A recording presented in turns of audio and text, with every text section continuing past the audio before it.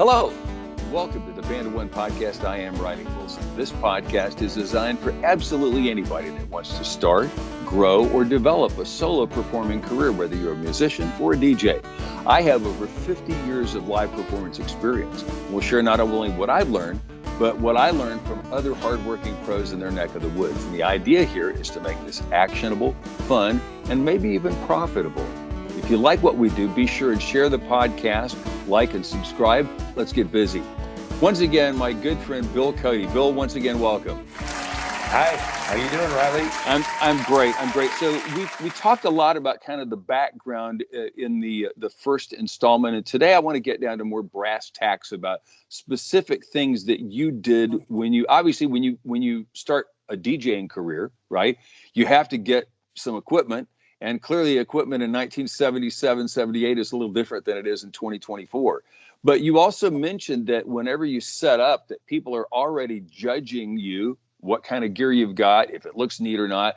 Can you just share a couple little secrets about, maybe cables or wrapping stuff up so that it looks professional, so that you don't get judged out of the park before you even stepped into the batter's box?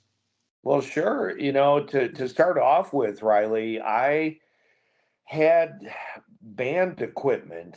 I had a PA system and I had guitar amplifiers and equipment like that I actually used when I first started doing mobile DJ work because I already had them. They were paid for.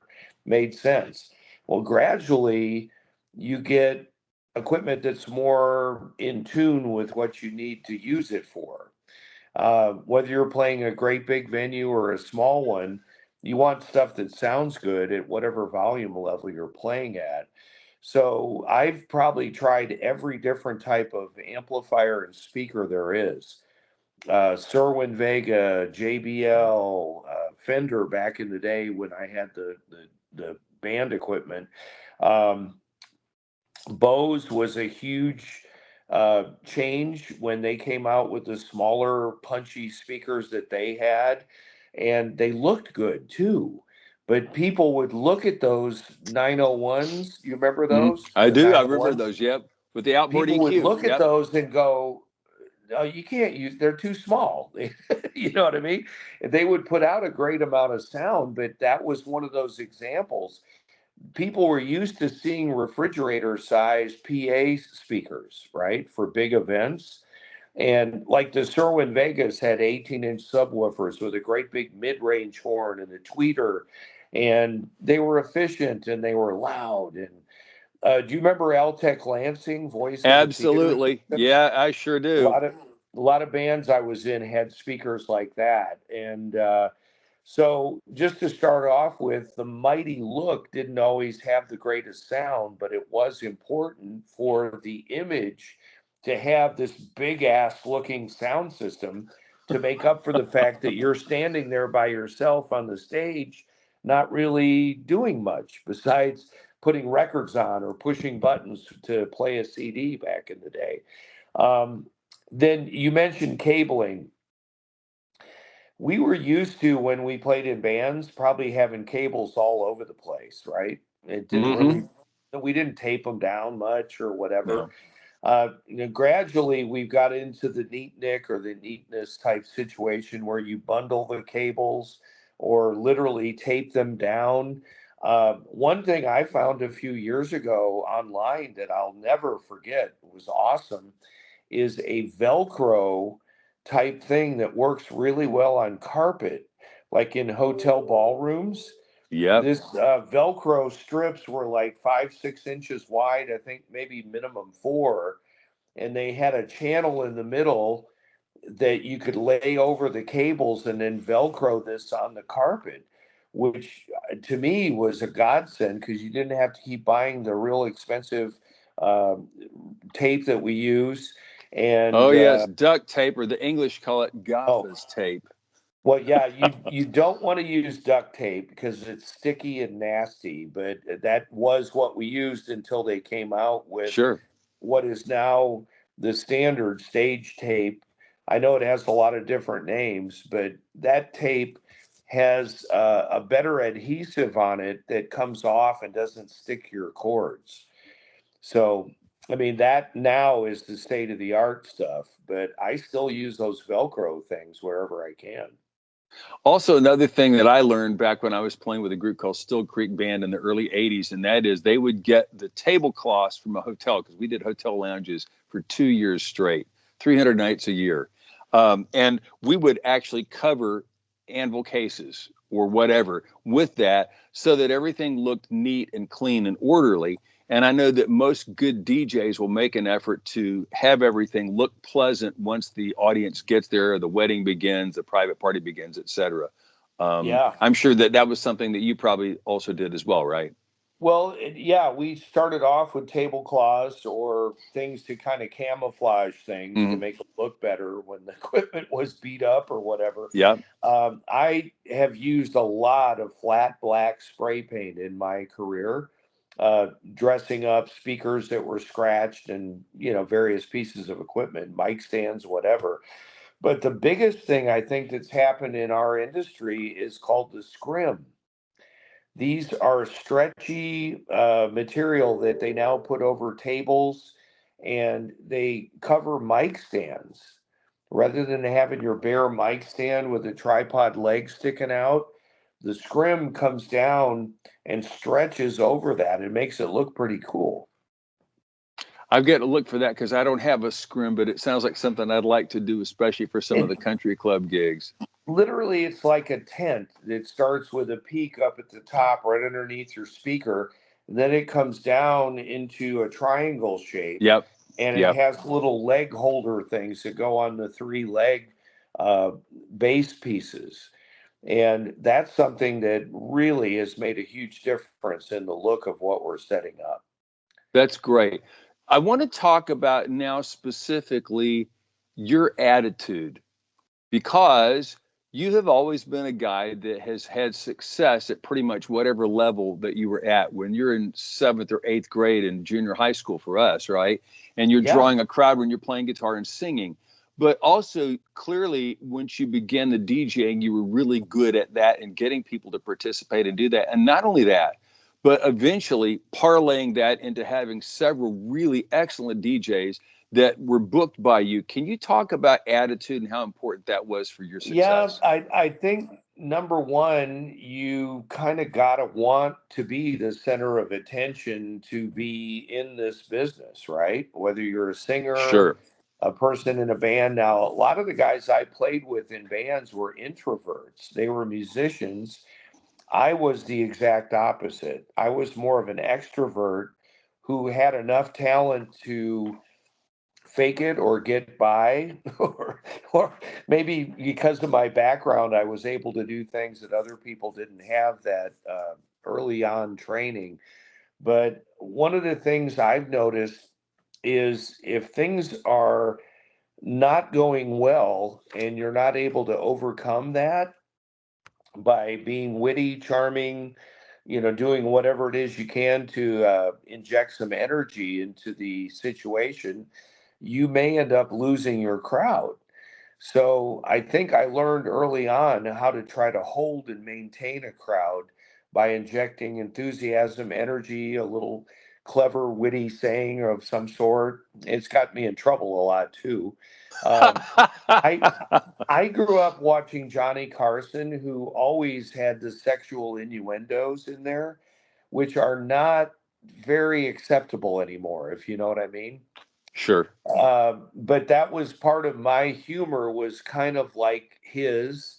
I idolized Dick Clark. I learned how to be the host of a DJ event by watching and learning from these guys that were really good at what they did. Then later on, David Letterman was a big influence with me. Jay Leno, a number of different TV hosts that even Art Linkletter. Do you remember him? And Absolutely. Kids say the oh, darndest things. yeah, exactly.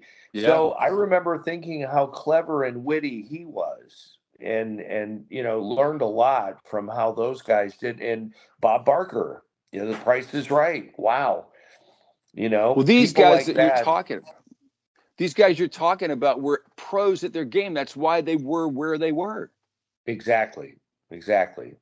right? Letterman wasn't a fluke when he got the Late Show with David Letterman. He'd been doing that kind of acerbic humor for many, many years. In fact, one of the guys that I interviewed on the podcast said that he had met Letterman when he was still back in Indianapolis. And I think in order to get good at something, first of all, you have to be willing to be in front of people, which clearly you were. You also have to have the ability to think on your feet. And let's not discount the lessons you and I have learned in front of crowds of drunken people. Absolutely. I just thought about this, Riley. I know part of what made me be able to do more of the leadership role was my participation not only in band and so forth. My dad was a band director, but I was also very active in sports and was a team captain early on. I was in football, I was in basketball, I was in track, I was in swimming. Um, because I was in a small town, I was sort of a big fish in a small pond, you know what I mean? I do. And I think the success fed my ego to be more successful and to want more and to be more, hence the bigger stage, the bigger pond, the bigger team to work with. And I found myself wanting to expand, like getting more nightclubs for DJs to work in here. And eventually that turned into more private parties. When we figured out we could make as much in one night as we did all week, it was like, oh, well, we could still work some nightclubs, but if you're going to be doing private parties, they're pretty much mostly Saturday night or Friday, Saturday, right? So that led to a huge increase in income and business. And it's one of the reasons why I pursued it.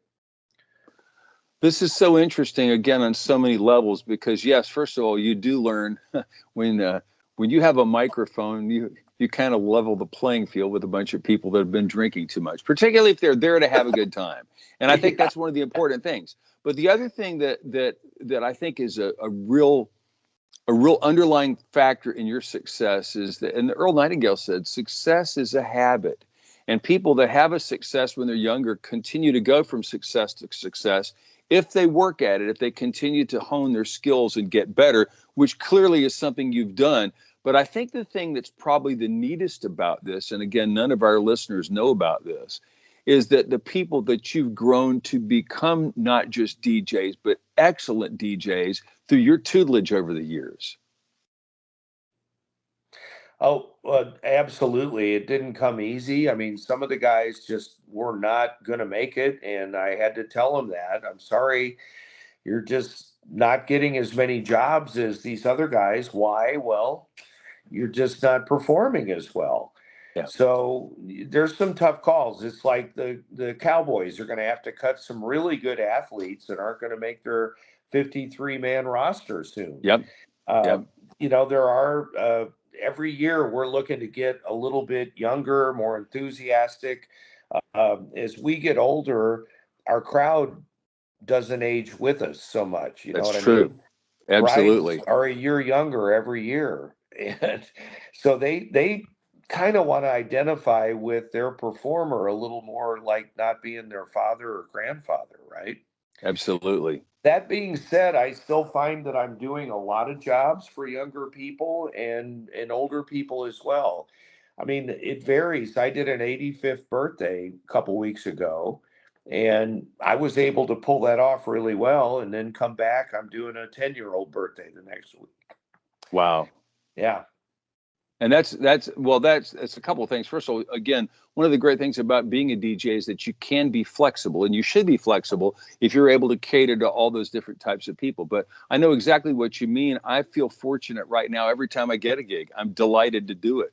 Um, the event I did Saturday night over in McKinney that you booked for me is a guy who Right. performed for on his birthday 3 years earlier on Christmas Day, and Yeah. it was good. I ended up enjoying it. They had me play an extra 30 minutes, and I think anytime that you do the very best that you can, if an audience doesn't have an agenda, if they're open-minded, I think a lot of times you'll end up doing really, really well, which leads to other successes as well. Would you agree with that? Oh, absolutely. Success breeds success. The energy and enthusiasm of a crowd can make us as performers go even more than 100% and give them all we got till there's nothing left. Absolutely, absolutely. So let's talk about Party Time Texas now. How did all of that come about? Well, when I started off, it was just me as the DJ and, Bill Cody Productions. I was trying to think of what kind of name are we going to have if we form a company. And back then, it was just sole proprietorship. I was paying people out of my personal checkbook. There wasn't any kind of company structure whatsoever. And eventually, the group of DJs got together and we were all sitting around partying. Imagine that. A few brewskis, whatever. And we were trying to think of something. Let's see, when it's time to party, it's almost like Ghostbusters. Who you gonna call? When it's time to party, call party time. That's where that came up with. It was probably a little bit of a drunken stupor, but we liked the idea, and it became the name. Well, Bill Cody's Party Time. it was inspired, and it was a selection by committee. It was. It was. And I don't know that it was my first choice. At the time, I think we were just Bill Cody Productions. And I'll go back. Do you remember working with or for Carol Marks Oh Music? yeah, yeah. I Yeah. know Carol absolutely. Yeah. And Carol had used our services a lot. And I kind of didn't want to sound the same as her company. You know what I mean? So Carol Marks Productions or Carol Marks Music was her company. And I remember distinctly that she was not real hip to the DJ thing. She didn't understand why people wanted to book DJs over her bands. Wow. And eventually she succumbed to that and was booking us a lot of other free agent DJs. But my company in particular, we would sometimes have 4 or 5 DJs working for her on a Saturday night through my company, but we weren't allowed to say anything about party time because when you're Wow. working for an agent like Carol or even me, Yeah, absolutely. you work for that company. Absolutely. For example, Saturday night, right? I cleaned out my tip jar and put only Bill Cody Party Time Texas cards in there, handed one out at the gig. I know how that works. And Nice I going. tell people, Beautiful. well, here's the thing. You know, I learned years and years ago that being honest is absolutely the smartest thing. Earl Nightingale says that on the Lead the Field Productions. In fact, he Right. says that the fastest way essentially to get rich is to be honest, and I think that's Right. completely true because people can see through it. They realize, is this somebody I want to do business with again or not? Right. Um, Right. let me ask Don't another question don't that bite the hand that feeds you, right? That kind absolutely, of thing. Yeah. absolutely not. And one of the things that I will say, and I say this with complete 100% candor, you booked me on some excellent shows over the years, and we've had opportunity when I was with Mirror Image years ago to do a gig together at the Fairmount, which was a blast. Because Oh one of the yeah. things about working is that those of us that are working a lot, we typically play or perform by ourselves. We don't get to see a lot of other performers. So anytime you have a chance to do that, that's golden. Absolutely. It's a lot of fun. So one other question that I guess we should ask before I get into the nuts and bolts of how you hire a DJ or a performer or whatever. How did you end up getting other DJs to work with you? And did that happen pretty quickly once you came to Dallas and started DJing? To start off with, I guess I was going out to other clubs when I had an opportunity to get a fill in for me. And I was checking them out because I wanted to get a whole network of clubs that used my service and or our service. And that's how I built it. And I would see a DJ and I'd go, "Hey, give me your number. Let's talk." And communicating back then was a lot harder because nobody had cell phones. And I mean, literally, you had to do carrier pigeons if you didn't have another way to get a hold of somebody. But the way we were able to network was by literally going to each other's clubs and seeing each other spinning. And Wow. that's really how I started bringing more guys on board. I just said, "Hey, look, are you interested? We're building a team, and I'm looking for people, and you've got the skills we're looking for. So come on, let's go." One of the great things that I hope everybody is doing on this podcast is my good friend David Fortune says, and that is take notes. Bill Cody Yep. has dropped a dozen gems here. But one of the things that he talked about here is that we're building a team. It's great to have a team. If you can be a solo performer, that's great, but you need to have booking agents. You need to have other people that refer you. For example, a lot of times I'll get a gig and I can't do it. I've got 4 or 5 people that I can trust that I would say, hey, contact this guy or contact that guy. And those have to be people that you can trust implicitly, right? Exactly. And that's really how it got started for me is that, well, I'm already doing this shift at the club, or I'm already booked that night on a wedding. Rather than just tossing it away, I decided, you know what? Let me help you with that. And eventually, this grew into, do you know a photographer? Why, yes, I do. I have a great friend who's a photographer, happens to be available that day. I can get him set up. We can take care of everything all through one call. And that's kind of how we got the agency really off the ground from being just me, like an upside down pyramid. It kind of grew up to a very all occasion type entertainment agency Yeah, that you're a full service agency. Party exactly. time is, right? Yeah. And I Yep. think that's fabulous because one of the other things, in fact, I'm going to give you a note that if you haven't written this down, you need to. Two of the greatest places for a solo performer or a DJ would be corporate events and weddings. They both pay very, very well. People are generally Absolutely. very, very nice. And sometimes you don't have to work the entire time you're contracted to perform. I've got a client, for example, that I do a Christmas party every year in Fort Worth. Last year, they took an hour and 50 minutes in speeches and awards and drinking on the microphone. I just sat down and had some plate of Mexican food. I said, I'm ready to go when you guys want me to return. And they Yeah, still let me paid a know. lot of money. And I Yeah, mention this because, again, this is a part of the business that I think both of us really enjoy. We do our very, very best, but we're also going to give people an opportunity to have some fun. If they want to have a speech or two, knock yourselves out, you know? sure. Yeah, I agree. I've been at weddings where it seemed a little boring for them to go on and on and on with their toasts and stuff, but hey, to them it's important and it's part of the deal. So Yeah, absolutely. Absolutely. Now, I want to customer's ask you, always right.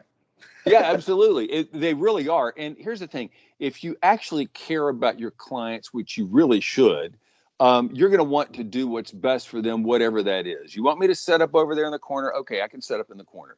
You want me to Absolutely. play for 30 minutes and then stop so you can give away some raffle stuff? That's fine, whatever it is. But yeah, the Yeah, customer's always right. That's the Stu Leonard approach from the guy that has the biggest supermarket in New England, right? The customer's always sure. right. Rule number two, Yeah. if you think the customer's wrong, read rule number one again. Um, I think one of the other things about this that I find fascinating is let me ask you your process for bringing aboard somebody. Like myself in the late 90s, a guitar player singer that had a solo act, a duo, a trio. What are you looking for? What are you looking for in a DJ that you might bring on board? I typically, and honestly, this is sort of interesting. It's gotten to a point where I'm getting barraged by people who want to join our club, if you will, Sure. our team. Um, we have had no shortage of people wanting to come on board and work with us. They've been Sure. referred to us by other DJs who said, you need to call this guy because he can get you some work, That kind of thing kind of grew our business hugely in the 80s and 90s. There was one point, Riley, where we had an office building with the picture of all the DJs up on the wall. We had 50 DJ pictures up on the wall, Wow. like walking into a radio station where you'd see all the personalities. Hmm. It was amazing. Gradually, with the internet and so forth, people became a little more able to book themselves and less dependent on an agency that had the connections. Our connection, I think, was more with facilities. I don't want to say we owned, but we had places like South Fork Ranch, Circle R Ranch, Hmm. uh, a lot of different hotels, the Marriott's in particular. We worked at all the Marriott hotels. We worked at all the uh, Holiday Inns. We worked at the Intercontinental. We worked at the Fairmont. We Yeah. had a lot of these hotels that had in country clubs too that referred us constantly to all their clients. And luckily, back then, the people in catering at these places that were in charge of events stayed put for 5 to 10 years. Yes. So we built relationships with the facilities, the venues that referred us over and over and over again and just kept the pipeline of business coming in, which allowed us to, and I try to answer your question, recruit new DJ people. Oftentimes it was by referral that we met somebody. Then we'd have to size them up and decide, well, can you be part of the group? And should we give them a shot? Maybe send them out to do a junior high dance first or a Sure. kids party, see how that goes. They get good reviews. We should book them some more. We did have a training process, still do. We try to have meetings every so often, and different topics might be like beat mixing, the club style of beat mixing, overlapping songs to where they never end, Hmm. kind of like a Yes. club DJ does. Yes. Um, uh, Announcements, how to be a good MC, how to handle customer complaints, how to take requests and work them in without disrupting your whole show, uh, how to do various themes and formats that are maybe not in your wheelhouse. Uh, that's the thing that I've been able to do because when I started DJing, I was usually the youngest guy in the room, right? Now I might be the oldest guy in the room. And so I've been able to learn all these different styles. For years, I was doing lots and lots of bar and bat mitzvahs. And I learned the Jewish culture as if I was Jewish and actually became, like I would say at one point, the one of the more sought after DJs in that end of things. Right now, there's a guy named P Love that's doing a lot of the bar and bat mitzvahs here locally. Don't know that you've heard of him because that's his market. You probably The don't name does cross sound paths. familiar. Yes. Yeah, but he's very popular in that market right now. I, on the other hand, am playing the kids that I did their mitzvahs for when they're 12 and 13. I'm playing their weddings. So, and I'm very happy to be doing their weddings. I think that's one of the other things that I think both of us, particularly since we've been doing this for a long time, I'm incredibly grateful again every job that I get. I try and do as if this is the last gig I'm ever going to do. I'm going to try and give 120%. And I I hear think you. that's something that you've done as well, which is why you've continued to remain busy and active over these years. Let me ask you a question. You're out doing a wedding or a corporate thing or whatever. What's the best part of it for you, for Bill? Oh gosh, it's funny. One of the things that I'll actually tell people when they go, "Oh, can we help you with the equipment or whatever?" And I'm going, "Do I look like I need help?" No, I'm kidding. But anyway, I tell them, I know, no, this is what you're paying me for because the rest of it is fun. I truly enjoy doing what I do. I like interacting with people. I like the schmoozing and whatever. Uh, Going back to a Jewish term, uh, to me, seeing people have fun and the energy when they're dancing and jumping up and down and even yelling and screaming, having that good of a time, that just makes my day, makes my week, makes my month. I love it when we get good feedback back. I mean, occasionally somebody wants to throw a huge tip at you, and that's like, whoa, okay, thank you. You didn't need to do that, but I appreciate it. Sure. Uh, Things like that are nice, but I think more than anything else, helping someone have a wonderful wedding, one that they're going to remember the rest of their lives, helping someone have maybe the best birthday party they've ever had when they're 50, 60, 70, 80, um, helping someone have a 50th anniversary that turns out to be better than their original wedding was. Yeah. Things like that. I mean, I feel it. And to be part of that and knowing that somehow these people may remember that I helped them have this wonderful time in their life will help my legacy live on a little bit, maybe. I'm And hoping. well, here's the thing. I think both of us have done our very best over all of these years to try and help people enjoy themselves and to forget about whatever's going on in their lives for a while. For this night, we're going to have a party. You're invited. We're going to have a blast. And I think that could be said for any of the events that you or Party Time have done over the years. I would like to think that people would say the same thing about me. So, final question. Somebody wants to get into performing either as a solo act or as a DJ, what advice would you have for somebody that wants to go out there and go it alone, however that looks for them? Oof, go it alone. Obviously, if you're going to start a new business right now and you're going alone without any referrals, you probably need to hook up with an agency or someone like you or myself that has some connections. You know, you need to have good promo material. You need to have a good website. You need to have good social media skills. You need to get pictures, recordings, videos, anything that you can out there to where people can see you. I would also say this was tough for a lot of people. They didn't get it. Do freebies. There's nothing like putting your billboard out there for all to see. And when you do that, don't scrimp. Do 100% the same job you would as if you were getting paid thousands of dollars. And if you perform well, you'll pass out cards, people will remember you, and they'll book you. That's the biggest thing. I remember doing open houses and I would ask my DJs if I wasn't available to do them. They go, "What? They're not paying? I have to haul my equipment out there." I go, "Hey, if you do a good job, they'll refer you, you'll get jobs. That's how it works."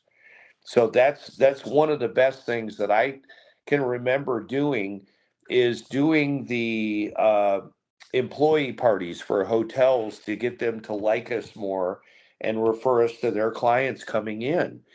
Doing the open houses that country clubs or various venues would have to showcase not only their venue but also us. That was a really great building block, and why Party Time got to be as big as it was is that we had the venues referring us across the board. Dallas, Fort Worth, the whole area. Word of um, mouth is always great, isn't it? exactly. Marvelous, marvelous. Bill, this has been tremendous. Before we go, the web page for folks that want to get in touch. Well, the W's, as always, partytimetexas spelled out.com. Partytime Texas. Wonderful, wonderful. I would like to thank you for all the insight that we've gotten in these last two podcasts. You've been listening to the Band of One podcast or watching the Band of One podcast with my buddy Bill Cody. I thank you for being part of this one. If you have suggestions for upcoming podcasts, please reach out to me, facebook.com/Band of One podcast, or you can email me through our webpage, guitarmadesimpler.com. Be sure to go by and say hi for Bill at Texas, partytimetexas.com. We'll see you next time. I'm Riley Wilson for the Band of One podcast. Bye-bye.